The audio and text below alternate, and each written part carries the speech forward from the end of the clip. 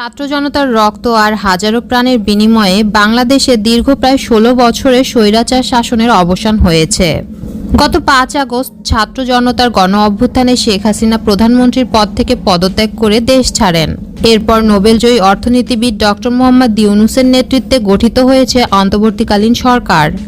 গত ৮ আগস্ট রাতে অন্তর্বর্তীকালীন সরকারের উপদেষ্টা হিসেবে শপথ নিয়েছেন আইনজীবী ও পরিবেশ কর্মী সৈয়দা রিজওয়ানা হাসান। তবে আপনারা কি জানেন সৈয়দা রিজওয়ানা হাসানের একটি সুন্দরী মেয়ে রয়েছে, যে কিনা দেখতে হুবহু তার মায়ের মতোই সুন্দরী। তাকে দেখলে অবাক হয়ে যাবেন। ছাত্র জনতার গণ অভ্যুত্থানের মুখে গত ৫ আগস্ট শেখ হাসিনা সরকারের পতনের পর বাংলাদেশের অন্তর্বর্তীকালীন সরকারের ১৬ জন উপদেষ্টার তালিকায় স্থান পেয়েছেন আইনজীবী ও পরিবেশ কর্মী সৈয়দা রিজওয়ানা হাসান। তিনি Viqarunnisa Noon school and college থেকে এসএসসি পাশ করেন। এরপর হলিক্রস কলেজ থেকে এইচএসসি পাশ করে ঢাকা বিশ্ববিদ্যালয়ের আইন বিভাগে ভর্তি হন। সেখান থেকে ব্যাচেলর ও মাস্টার্স ডিগ্রি অর্জন করেন তিনি। ১৯৯৩ সালে এলএলএম সম্পন্ন করার পর বাংলাদেশের বাইরে বেশ কয়েকটি ফেলোশিপ কোর্স সম্পন্ন করেছেন। ২০০৭ সালে তিনি যুক্তরাষ্ট্র থেকে আইজেনহাওয়ার ফেলোশিপ করেন।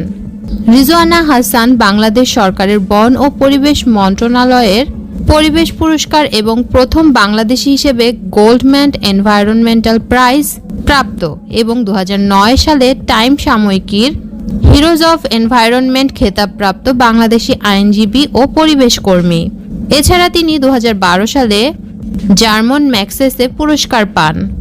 তিনি জলাশয় ভরাট করে আবাসন তৈরি, পলিথিনের যথেচ্ছ ব্যবহার, পাহাড় কাটা, বন ধ্বংস, চিংড়ির ঘের, সেন্ট মার্টিন দ্বীপে অবৈধ স্থাপনা নির্মাণ ইত্যাদি নানা ক্ষেত্রে যেখানেই পরিবেশের ক্ষতি সাধিত হচ্ছে বা হওয়ার সম্ভাবনা রয়েছে সেখানেই তিনি এবং তার নেতৃত্বে বেলা পরিবেশ রক্ষায় আইনিভাবে কাজ করে যাচ্ছেন।